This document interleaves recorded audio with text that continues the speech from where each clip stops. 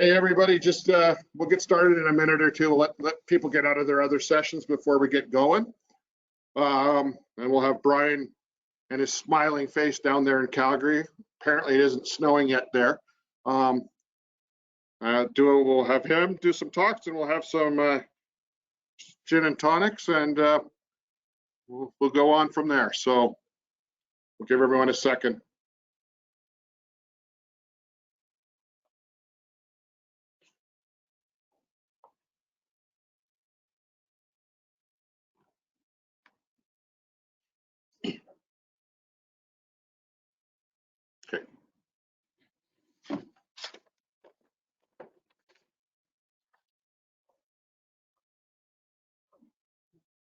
Yeah, I will. I'll do my stuff first. Yeah. Okay, we'll get started as everyone piles in. So, Scott, if you could share my desktop, that would be great.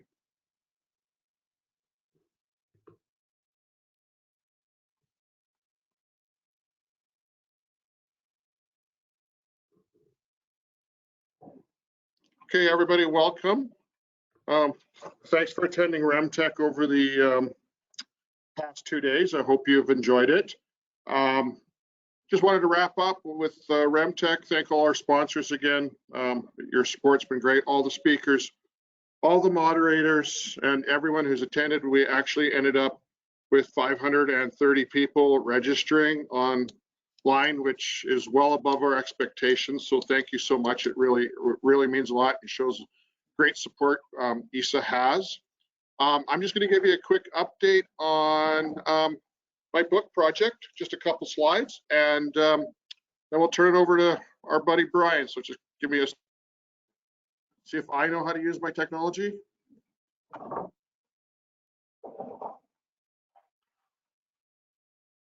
That looks good, I hope. So, as you probably heard and seen on social media and other places, I have my first book's out. It's a couple of years in the making. Abandoned Alberta. It's just a collection of photos and little stories from around the province, and I'm just going to share a couple samples of some images. Here is an old house in central Alberta. The wood is piled up, or the farmer's clearing his fields and has piled the wood up against it, and I'm sure by now it is long since passed. So just an example of one of the photos in the book. The next one is not everything's abandoned. There might be something living in it, and it took me 2 years to find an owl, great horned owl living in a barn. I kind of wanted that shot. This is an old church, 120 years old, near Hannah, sitting on the edge of the coal mine. It's obviously it's in its last days, but there's something magical about it and the history that goes with it, the small community that was around in the area. Whoops. This is down in southern Alberta, and it's a kit house from the Eaton's catalog. You could order your homes back in the early days. Get it shipped by rail to your nearest depot, and then you would go by wagon and pick up your house and build your house. And it's still standing about 110 years later. So those are all images that are in the book. This is something new I've taken. This is a house in northern Alberta, just a view of the living room, the layers of paint, the ages, the stories the room could probably tell. It's probably most likely a house of 10, 12 people lived in it. 3-room house. An old 1937 slantback out in the Edmonton area. Abandoned truck and home in central Alberta. And this was a discovery on the weekend. A family invited me out to come photograph their old homestead. First Norwegian family that immigrated to Alberta. The owners founded Camrose, actually, and they asked if I could come out and photograph some stuff from the property. We were going through the old barn, and Delaney said, "Oh, you might be interested in this box." And I didn't notice at first the box, just took a photo of it. And when I got home, I said to her, you might want to save that box. I think it's important. And it turns out it's from, as you can see, 1885. And it's a Scandinavian wedding or bridal box. So the lady went back to the barn, and the barn's nearing its end and almost collapsing, and saved it. And when she was in there, she found another one from 1855. So, and she's going to try to restore it. So it's kind of a great little story. Lots of treasures and histories out there. And finally, it's available in chapters in Amazon. I appreciate all the support so far. It's been overwhelming. The first printing is actually sold out, and the second printing came off the press and is being shipped today by the publisher. So thank you everyone who's purchased a copy. Copies available, chapters, Amazon's. Bulk orders can be made through me, and I'm happy to sign them and deliver them if they're in the local area. So thank you again. And now we'll move on. We want to wrap things up on a lighter note with some stories from our good friend, Brian Keating. This session is being sponsored by our great supporters over at Eco Canada, and they have provided a short video to introduce Brian.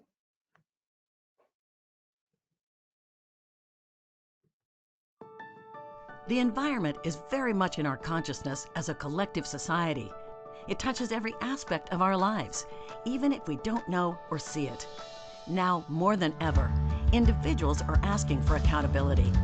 People expect corporations, brands, and industry to be good environmental citizens. They are demanding action. Given the collective focus on better environmental standards and accountability, environmental roles now span across all industries in Canada. As a strategic partner to industry, educators, Indigenous communities, and practitioners, Eco Canada's aim is to promote and drive responsible, sustainable economic growth while also ensuring that environmental care and best practice is a priority, from job creation and training to scholarly research and to the recognition of environmental practitioners through our environmental professional family of designations. We champion the end-to-end career for the environmental workforce. Scientists, sustainability professionals, instructors, and engineers are just a few of the practitioners that have chosen to become EP designated.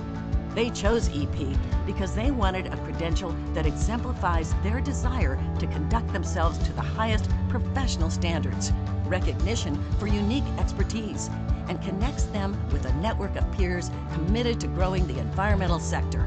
If you work in a role that protects, manages, or sustains the environment, there is an EP in you. Thank you to RemTech for providing this sponsorship opportunity.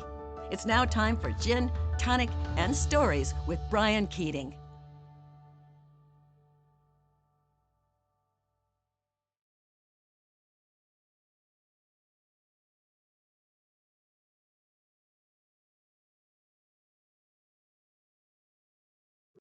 Okay, Brian, take it away. It's all yours. And at the end, Brian's going to explain to us the significance of the gin and tonic, the Sundowner. Okay, all right. Hello, everybody. I'm just going to see if I can show my main screen here, but I can't. There we go. Oh, I can't seem to get my mouse to, there we go. Okay, hold on. Okay, here we go. Show my screen. Okay, sorry about that. Here we are. We're ready to rock and roll now, I believe. Joe, can you see everything? Is it working? Yeah, we can. Just need to put it into presentation. There, perfecto. Okay, good. Well, thank you very much, Joe, and thanks ever so much for having me at yet another RemTech. This time a virtual RemTech, but the gin and tonic will be real later on. And what a wonderful way to conclude the conference with a few stories and then a wee tot following to celebrate. Joe, first of all, I have to say your book has gone over very well with my 93-year-old dad. It got him telling all kinds of stories. So thank you for putting all that effort into such a wonderful publication, and I hope it continues to sell well.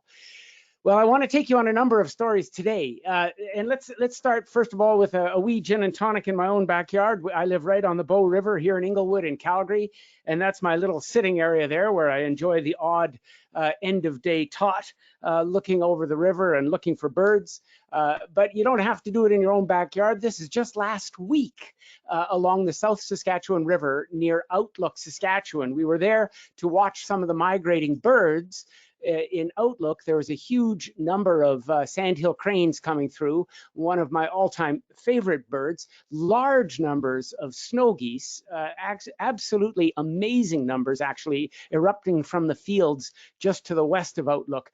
So these wildlife abundant stories are in our own backyard, and during these COVID times, it's kind of nice to have these places to go to sort of be reminded of the beauty of our Alberta and Saskatchewan landscapes and our Western landscapes, British Columbia as well. We were there, however, as a focus to go and see if we could find whooping cranes. And we hired a guide out of Saskatoon. We drove 80 kilometers north of Saskatoon. And within an hour and a half or so of our expedition, we came across our first 7 whooping cranes. This is our next group of 6 whooping cranes. We ended up seeing another 2 and then 55 at once. So the whooping crane population is a real success story. There's just over 500 now that are breeding in Wood Buffalo National Park. They're on their way back down to Texas to overwinter, but this is one of their quick stopovers, and we were lucky enough to see them. But you don't have to go out of the province or off in your car to go and find these places. This is in my own backyard. It's a red squirrel, which is the native red squirrel, as opposed to our Calgary problem population of gray squirrels, which also come in the black phase. These guys belong here. And I had one move into my backyard last year, but because COVID has given me a bit of extra time to play around in my backyard, I've been able to train this guy to come and do this. Now, look, it took me about 8 weeks to get him to come over and trust me enough to take that from my hand. But, you know, like I said, it is COVID time and I've got a little extra spare time. So what a pleasure. I also had the time to enjoy watching the flickers take over the nesting box in my backyard. That's one of the most colorful woodpeckers in Western Canada, and they raised 2 youngsters successfully. They fledged, and what a pleasure it was to watch that happen. But the best part was a nesting platform that I put up on my woodshed just beside the house. This is a view from my bathroom, and these little guys, you can see there's one unhatched egg under there, but these little guys hatched out earlier this spring, and I just happened to be home and heard this activity going on and managed to capture some pretty special moments, including this. This little guy was the last of the 3 to leave. There's a 10-foot drop that he's about to experience. There he goes. Oh no, what? Ah! It's a good thing the little bones of those guys are made of rubber. Another waterfowl excitement that I had in my backyard, I noticed there was a number of golden eyes flying up and down the river this spring. So just on a hunch, I took an old piece of tree from a neighbor's tree that blew down last year. I made it into a nesting box. A couple of weeks later, I quietly stepped up to this and used my wife's phone to take a picture, and look what was looking back at me. That's a golden eye, and hereby, you know, sort of concluding or proving why they're called golden eyes. This surprised-looking duck was sitting on 3 eggs, and they successfully hatched. Those youngsters would have also bailed from the nest about 30 days after this picture was taken. So very exciting. But, you know, of course, in Western Canada, the joy of being here is, especially in COVID times, is that we can get out and play around in our mountains. This picture was of my wife was taken just a couple of weeks ago in Kananaskis, the beautiful larch trees showing their color in the background. The joy of getting out into our own Alberta backyard is seeing some of the creatures that live there, big and small. Here's a small example. This is the little least chipmunk. You could probably fit 3 or 4 of them on your outstretched hand. This guy is cleaning his tail momentarily on the rock, but the the highlight, of course, of any high alpine hike is coming across pikas. At this time of the year, they are busy gathering hay. They're absolutely obsessed with making their hay piles, which they'll feed on throughout the winter because, of course, they're not hibernators. They actually live in the talus slopes under the snow. But at this time of the year, it's like they've had 10 cups of coffee, the way they're moving back and forth, gathering hay to sustain them through the winter. And as we hiked, we heard their little call permeating the air from the various talus slopes that we encountered. So the mountains are something that have called me out ever since my high school days, and my interest in mountains have taken me around the world. We've been running trips to Africa since 1983. It wasn't more than a decade or so into running the African trips that I started to look at some of the countries in Africa that have mountains. Ethiopia came into view. It was still another decade and a half before I got there, and I've returned 3 times to explore their mountain regions. This is one of the most recent trips up in the Tigray a couple of years ago, looking out over what I call Sedona on steroids, this beautiful landscape of mountaintops and plateaus. And these people that we encountered were fantastic. These are the hosts of one of the lodges we stayed in. These are hike-in lodges that are located. There's 8 of them in the Tigray area in northern Ethiopia, with fantastic hiking in between. And our guide was incredible. He had been hiking and guiding in the area for years. A nice bright smile all the time, excellent command of English. And we met up with a couple of different fellows that ended up being our donkey handlers. And they also, even though they couldn't speak any English, always there with a ready smile. And it's these types of people. Brian, it's Joe. Sorry to interrupt. Can you move your cursor off your pictures? Oh, sorry. There you go. Thank you. Okay. Then we went into the Awash area, and these are our guides. That's Giram on the left, and Shiger is the park guide. Shiger couldn't speak any English, but he had been working in the park for about 20 years, and he knew it well. And he had been with a BBC crew for about 6 months, just the year before, and he was showing us what we were about to spend a couple of days viewing, and that's these fantastic creatures right here. These are the Hamadryas baboon. In previous RemTechs, I've taken you up into the Simien Mountains of Ethiopia to look at the Hamadryas baboon, which is the long-haired equivalent high alpine example of a very, very specialized species of baboon. These guys are the lowland dry equivalent. And I thought it would be fun to show this one because first, I haven't shown you guys the Hamadryas baboon videos, and also it is COVID time, and COVID means difficult times for us all. Well, I want to show you the kind of environment that these guys deal with. And if I could have the video now, we'll play that, and I'll take you to the Tigray area of Ethiopia, or the Awash area. It's about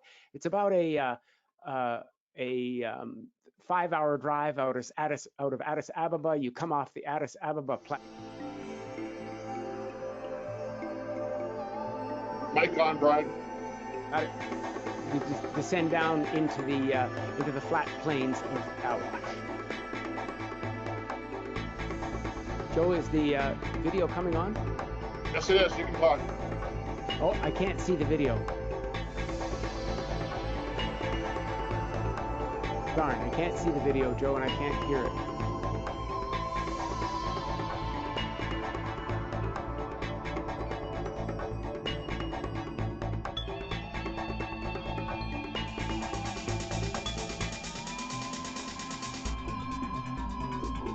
Joe, are you there? Yeah, we are.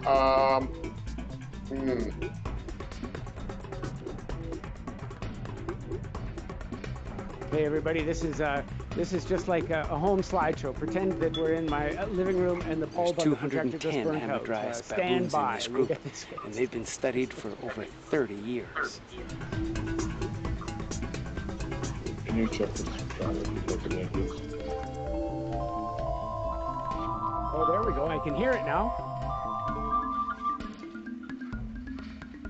I can hear it, but I can't see it. Maybe, Brian, maybe move one of your screens around, or is it hidden behind something? No, I Under cannot. under your presentation, sorry. No, yeah, I've moved my presentation right off the screen and it's not there, but I'll close it up and we'll see if it pops on. No, don't close it. Too late. I can open it again. There, it's opened right now.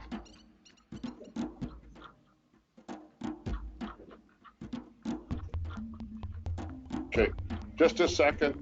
Okay. Yeah. Scott, do you have any ideas? Sorry, everyone. Yeah, we tried this out just not 2 hours ago and it worked perfectly, but isn't this the usual business of technology? Stand by, everybody. It'll be worth it. The Awash is an amazing place. It's so incredibly harsh there, very, very dry. But in the middle of the Awash National Park, there is a lagoon that emanates water at a temperature of 45 degrees Celsius. So you have a hot pool in this hot environment. And it was 40 degrees Celsius outside in the ambient air when we went into the hot pool. But it actually was, believe it or not, somewhat refreshing.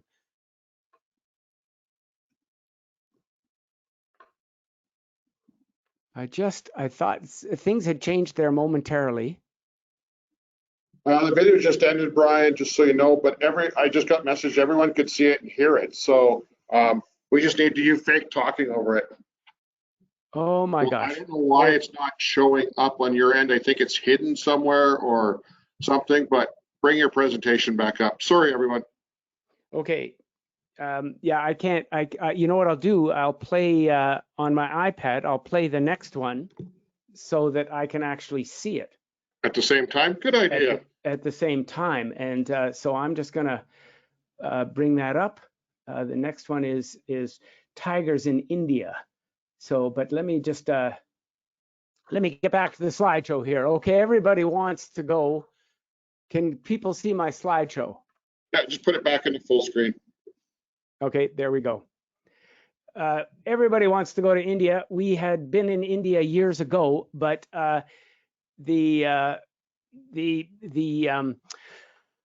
we were up in northern India to look for snow leopards. This was a trip that we did last March for a full month. We explored India, but the wild places of India, of course, we had to go to the Taj Mahal because you simply have to do that. And actually, the birding on the Taj Mahal site was excellent.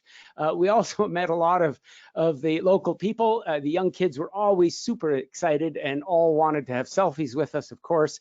But just a wonderful population of people. We so enjoyed India. This was one of the first places we went to. Actually, we recovered from our jet lag here. It was a walk-in lodge, and we spent 6 days hiking and birding right adjacent to a tiger sanctuary. We eventually did make it to a tiger sanctuary, and this was the lodge that we stayed at there. We're having our sundowner drinks, and of course, the objective there was to get out and view tigers.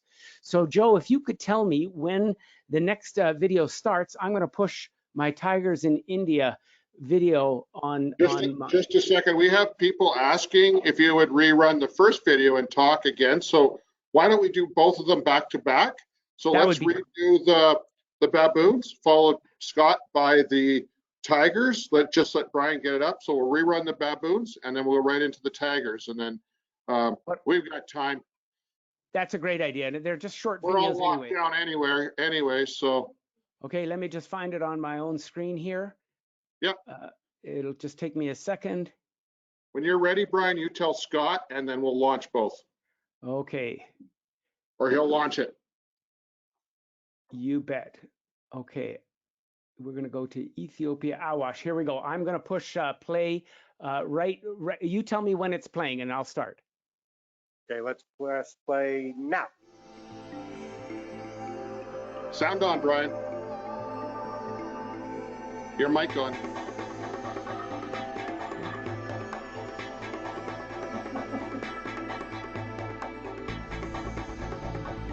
Okay, mic is on. Okay, we went into the Awash area. These are sand grouse, small grouse, highly adapted to desert environments. We saw jackals. We saw the several species of antelope, but right in the middle, as I mentioned before, there's this hot spring, a hot spring pool.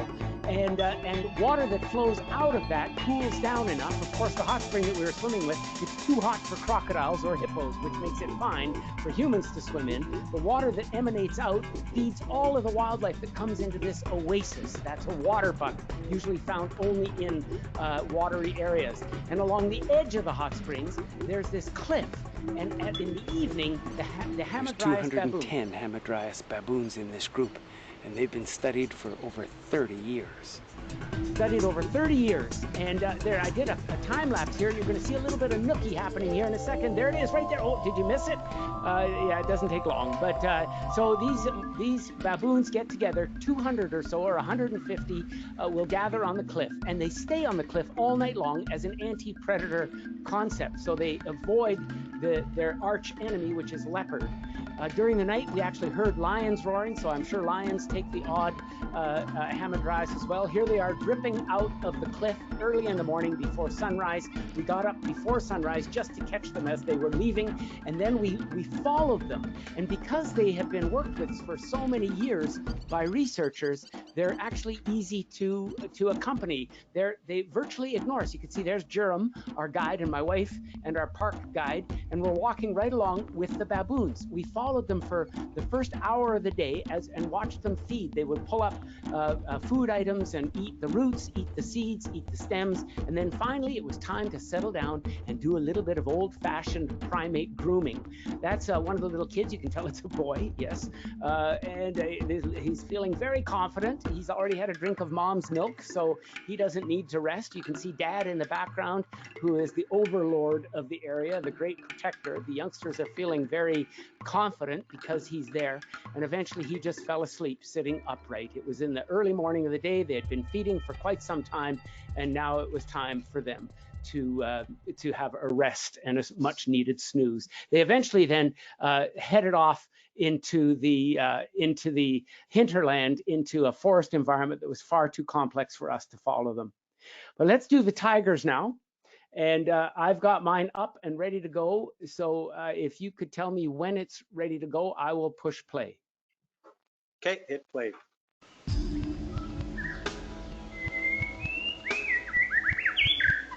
Okay, there we go. Tigers in India. We went to a place called Kanha Tiger Reserve. It blows my mind to think that tigers are somewhere out there. Okay, it looks like your video is a little a little behind mine, but that's okay. So we saw tiger evidence, scratches in trees, footprints on the ground. The park has about 10 species of ungulates that are preyed upon by the tigers, and that was the spotted deer, the most common of the deer. There's also sambar deer in this park. We would sit and wait and listen. That is the sound of a tiger calling. Our guide, his name is Mohan. He was unbelievable. That little call that you just heard there, that's the sound of a langur, a type of monkey, doing an alarm bark. And then we followed, there was jungle fowl, which is a type of chicken-like bird living in the forest. We could hear them calling as the tiger was moving. We then drove ahead a half a kilometer and waited. And sure enough, the tiger emerged from the bush. We could hear the animals giving away the tiger's presence as the tiger was moving. There's a sound of a langur again, giving its call. Deer running this way and that way, getting out of the tiger's visual access. This is another tiger that we encountered, and the joy of this type of tiger watching is we saw some interesting other behavior. This is a tiger coming right over. You can see how close they are, and it's sniffing. What it's doing is it's a male, and he's sniffing for females, and he's looking for the scent of urine, and he gets a little bit in his mouth. He pulls back his face. That behavior is called flamen. It opens up an organ in the top of the mouth that allows the male tiger to discern at what level the female's receptivity is at. In other words, is there a female in the area that's ready to mate? The tiger then went over and stretched, and it started to move a little bit differently. We noticed a bush pig off in the distance, and then the tiger, with its machine-like movement, started to head towards the bush pig, and we thought, oh my gosh, we're going to potentially see a kill here. The tiger set up and stood motionless for a long time. Eventually it moved. Obviously the pig noticed the tiger was there. The langur up in the tree, still giving its alarm bark gave the tiger's presence away. There's a sandbar deer running off in the distance. Another tiger sighting we had was high up on a cliff. This is a female. She eventually came down. We somehow managed to get our vehicle into a position where the tiger all of a sudden appeared beside the road. She was sniffing. This time she's sniffing for the scent of a male. A male tiger had been seen in the area a couple of days before. This is a female. She's got 2 cubs that potentially could be killed by a male tiger that would be looking to do a little bit of infanticide. Did you notice what the female just did there? She just sprayed some urine, some scent mark. And I put it here in slow motion just so you could all get a face-full view of that little sport onto the tree. And those are the kinds of sightings that we experienced in India, which was absolutely amazing. We really need to see that. Sorry, Joe.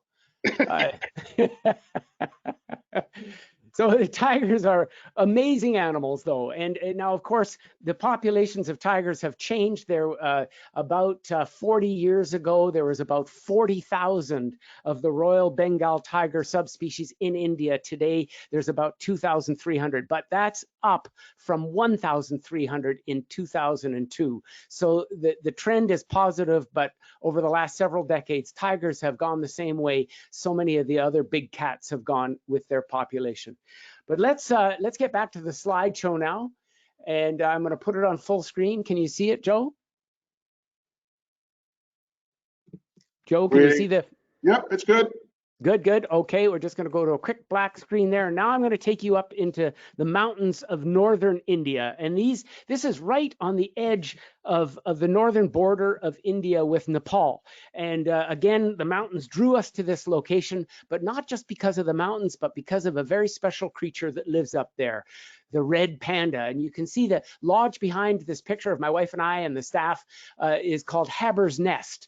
And Haber means red panda in the local language. And Shantanu, the fellow that's standing right next to my wife, ironically, we were just in contact yesterday, and I told him I'd be giving a slideshow and talking about his lodge today. So he just wanted everyone to know that after an extended shutdown, they're opening up again at the end of this month. So I hope they do okay once again. But the lodge was built just a couple of years ago, specifically to show people the red panda.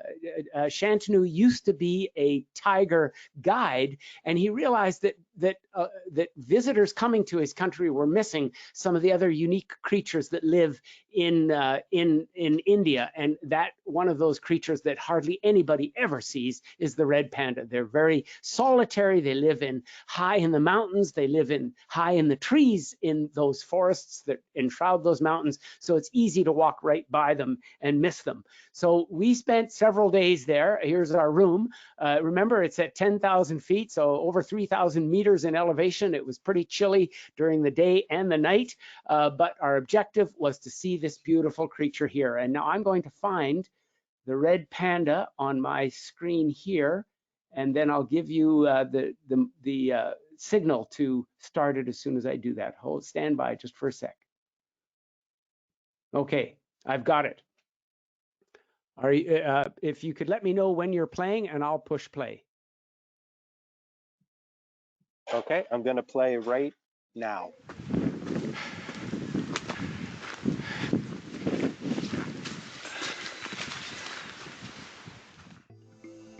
Mic on, Brian, mic on.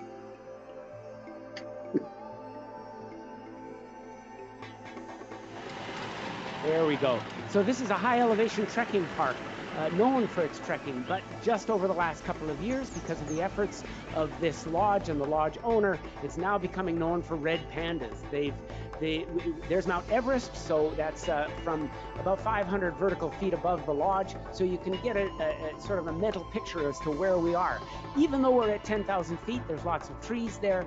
We're right on the border with Nepal, so prayer flags are ever present, and there's the lodge itself.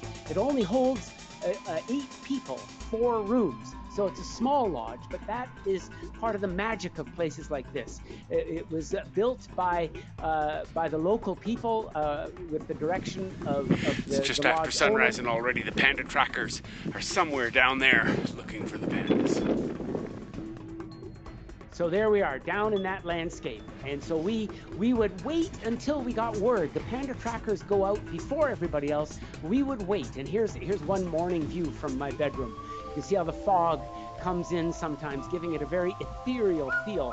About 50 vertical feet below the lodge, there's a bamboo shelter that was designed to be a bird blind. And some of the high elevation birds here, India is famous for its birds. I think we saw just under 350 species of birds during the month that we were in India, and almost all of them were new to me, including virtually all of these birds. The colorful birds, various species of thrush, and other high elevation birds. There's even a magpie. This is the yellow-billed magpie that lives up in these high landscapes. This is a bullfinch. There's nuthatches. Just got word from the panda trackers that there's pandas close by. So we're going panda tracking. It looks like my video is a little behind yours. Anyway, yes, panda tracking. And we actually talked them into taking us down the 500 vertical feet. They didn't want to take us down because it was so rough, but because we convinced them that we were Western Canadians and used to Rocky Mountain hiking, that we could do it. So we descended down after spotting a red panda high in the tree way below us. And we eventually worked our way through the thick bamboo and sat there and watched these amazing creatures. And these because they've been working for several years, training the trackers and training the red pandas to be relaxed when people encounter them, we had some fantastic sightings. We were there for 5 nights. We spent 4 full days looking for pandas. We had success each day, but it wasn't just the pandas, of course. It was the people, it was the landscape, it was the birds, it was the whole experience. It was a place that was very, very special, and we felt incredibly privileged to have been shown a landscape like this and these rare creatures. Of course, when I worked at the Calgary Zoo, I got to know red pandas quite well, but to see them in the wild is always a dream. Has that video ended? It has, yes. Okay, yeah. For some reason, mine was a little bit longer than yours. Did my voice match up with that? Well, you know, it's 2020, so it was perfect for 2020. All right. No, it was Okay. good. It was good, Brian. Good. All right. Let's go now to the last phase of this show. Let me put on my screen. Can you see my screen now? Sure can. Excellent. Okay, we're going to come back home to Canada, and this is a place that I've been traveling to for years. It's the Churchill area, of course, polar bear watching. It's known for that, and I've been leading polar bear trips up there for years. I've shown some of those polar bear trips with RemTech, and of course, ESA sponsored a trip up to the Churchill area to look for polar bears one year, which was very successful. But last year we did something a little bit different with ESA, and this is something I've been doing now for a couple of years, and I'm going to show you a video that I put together a couple of years ago, but that's to go and look at the beluga whales. Churchill has become famous for its easy access to a large population of belugas. There's 22 populations of belugas circumpolar around the northern hemisphere in the Arctic waters, and 11 or 7 of those populations live in Canada, and 1 lives in the Hudson Bay. It's about 60,000 strong, and about 3,000 of those come right into the Churchill River area. And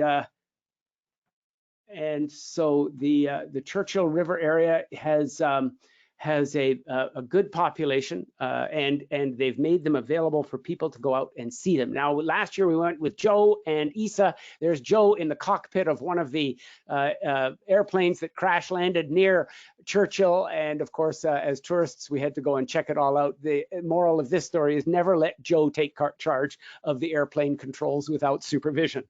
But and then finally, we'll end it in a moment here, but let's go to the video. If I could have the video, and let me know when you start playing it, and I'll start playing mine.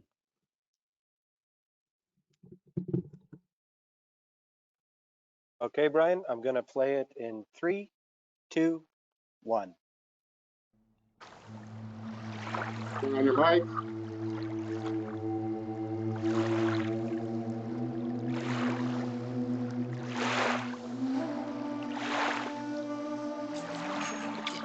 Joel, could you start it again, please? Could we start it again? Because I miscued there. Okay, we'll finish this last one off somewhat. Remember to start your mic. Yes, I will. Okay, thank you. Okay, tell me when. Do the 3, 2, 1 again. Okay, gonna start it in 3, 2, 1. Okay, there we go. Perfect. Belugas of 2017. So this was a couple of years ago. Churchill, even in July, still had some ice out in the Hudson Bay. We took the boat out to the ice pan just to see it, but we spent most of our time in and around the shoreline area. And one evening we went out in kayaks to experience the beluga whales close hand. I had a hydrophone. I was able to put the hydrophone down in the water and listen to the chirping and squeaking of the whales. The beluga whales tend to be quite curious, and so they tended to sometimes come over right to us. A couple of kayaks were actually gently bumped by curious beluga whales, but just to be around them that close was very special. We were told that if we put our fingers in the water and do a little bit of splashing, that sometimes the belugas will come over. And then something absolutely magical happened. One of the guests had a beluga come up under her little splashing hand. Look at my pet.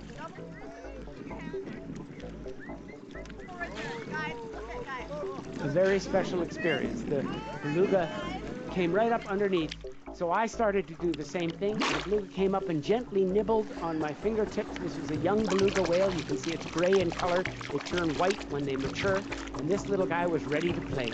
And so to have a wild creature come over like this is absolutely amazing. That is incredible. A pretty special experience. And these beluga whales, their populations are doing well in these areas. Of course, as time moves on and ice conditions change, populations I'm sure will change too. But to see belugas right now in our own Canadian backyard, a pretty special experience indeed. And it's not just the belugas up there, but it's the landscape as well. The birds like the Arctic tern and so many others. It's famous for its birding landscape. And if I could have the slideshow once again, we'll just finish off with one last photograph here. There we go. Tonic. Yes, look at this. Cheers, everyone. All the very best from my wife and I for a safe and healthy COVID-free 2020 and beyond. And now, Joe, I think it's time for that gin and tonic. Well, maybe. We'll see if there's any questions. Okay. So anyone have any questions for Brian? I'll throw out a couple to start with. We were asking here in the room between us, are the red pandas and the China panda related in any way? Well, they're related in the fact that they both eat bamboo. They're both highly specialized creatures that live in bamboo landscapes. And the red panda does cross over with the black and white panda, but they're two very different creatures. The red panda, they say, is more closely related to raccoons than a bear, whereas giant pandas are definitely a type of bear. At least they came from a bear lineage a long time ago. Okay. But they both have the panda thumb. And they both have the ability to crack open bamboo with very, very tough teeth. Okay. Yeah, if anyone has any questions, please type them in the box. I'll ask, okay?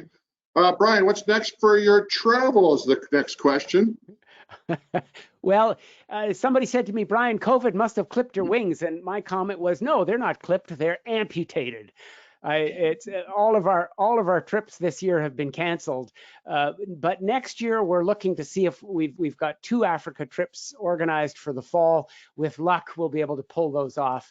If not, we'll just delay yet another year. We had a trip planned to go up to the Yukon to do a rafting trip next spring, but we've already made the decision. Actually, we made that decision earlier today to postpone that to the spring of 2022. So I'm not going to give it up quite yet, Joe. I'm still keen on getting out there and showing people this amazing natural world that we still inhabit, but we may have to push pause for a while.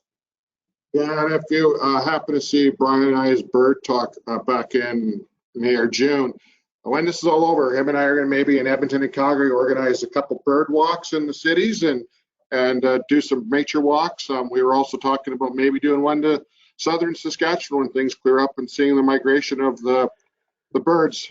It's pretty spectacular. Brian, what does the tour opportunity and wildlife observation industry look like given COVID and travel challenges, short-term and long-term? Well, there's a huge effects. Short term right now, it's had very serious negative effects in many of the countries that I've been leading trips to. Zimbabwe, for instance, Botswana. A couple of months ago, I was in touch with one of my ground operators there, and just the day before, 9 rhinos had been poached. With no tourists in these parks, it's basically open season. And this is a big deal. I can't wait for things to get back to normal. Zimbabwe is the same way. The national parks seem to be providing bushmeat out into the local population, and it's a big issue. We have serious problems, but I look back at some of the experiences I've had before with. That gives me a bit of optimism. Zimbabwe went through a very difficult time with Mugabe basically ripping the country apart. And I started to go back into Zimbabwe a couple of years ago and found a lot of my old friends that I've known for 30 years are still there. They're still guiding, and the populations of wildlife are excellent. Botswana still has good elephants. Zimbabwe still has amazing lions and buffalo, and their population of wild dogs seems to be doing extremely well. So there is some hope, but I just hope that we can get through this COVID period soon. In the long term, I think a survey that I saw that was just done here in the city, actually, that was done across the country, questioning people about ecotourism or nature tourism. People that are involved in this type of tourism are optimistic about getting back into it as soon as systems allow. Okay. There is a comment to thank you for sharing all those treasures so close to home. So there is a lot to look at close to home, and a couple others I'll tie around the same topic. So I'll put them together, and I'll answer some of it, and then I'll let you do some. So Brian, he'll tell you how you can contact Brian for one of his trips, and for the Churchill trip, they're publicly available tours through Classic Canadian Tours. When they're back up and running, they do the polar bears, they do the grizzly bears out at Kootsmatine, and they do the belugas, among some other things. I've been on all 3 myself, and ISA has done trips to all 3, and maybe when things are back up and running and people have money, we'll do them again. They are amazing experiences. So yeah. If Brian, you'd like to add anything about how to contact you and about that?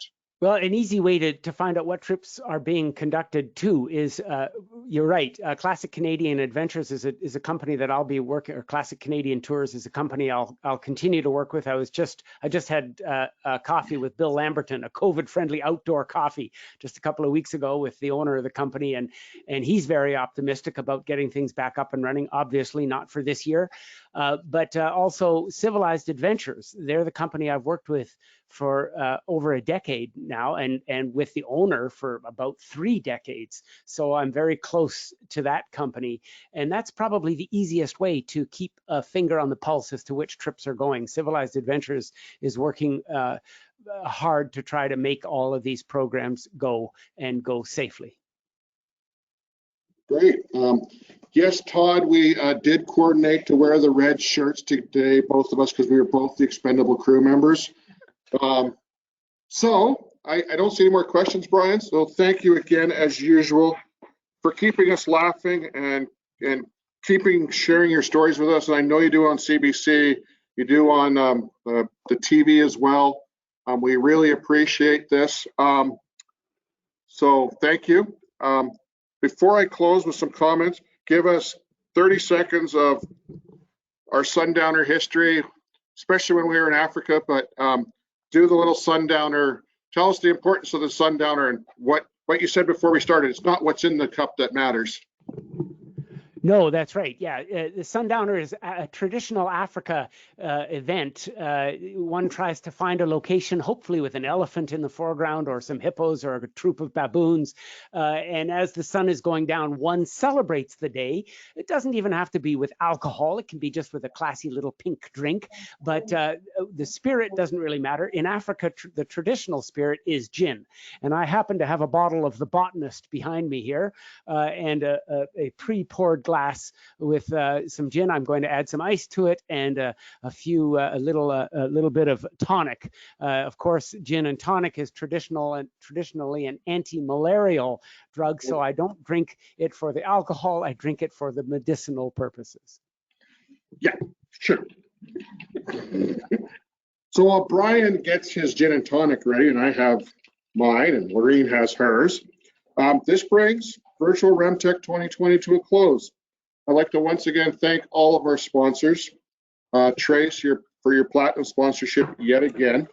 All the presenters, the moderators, everyone who attended, our tech crew, Lorene, the board, our keynote presenters, Scott and Brian, Minister Savage. Thank you all. Thank you all for registering, attending. It was great to be together, even if we were apart. I think we're still together. We're still a community. I think it shows by our registration numbers. As Queen Elizabeth would say, in many ways, 2020 has been an annus horribilis, a horrible year, but I hope you had some great moments too. Maybe a new job, a successful home renovation, a lower golf handicap, the birth of a child or a grandchild, maybe a new bird that you haven't seen, a new project, or maybe you and yours just managed to stay healthy. Let's all raise our glasses and toast the happy moments in 2020, Virtual RemTech, friendship, family, and better days ahead. Thank you, everyone. Stay safe and healthy. Cheers, Brian. Cheers, everyone. Cheers, Lorraine. Cheers, everybody. Sorry about the audiovisual issues there. We'll try to work that out for next time. Everybody, we should have unmiked everybody. Yeah. Can we unmic everyone? No.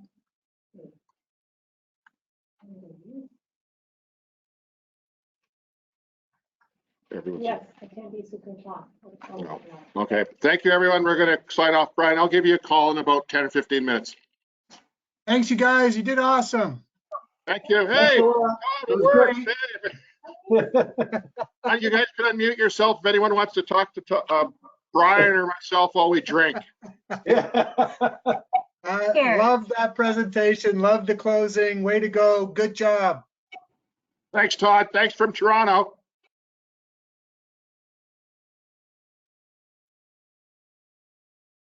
Thanks to all you guys. Great job. Thank you. Great job. Thank you, Kent. Can't wait to see you. Brian, where are you going next while we sit here and wait? Oh, no sound. Oh, it's okay. Let's close out. Okay, we're gonna say goodbye. Bye, everybody.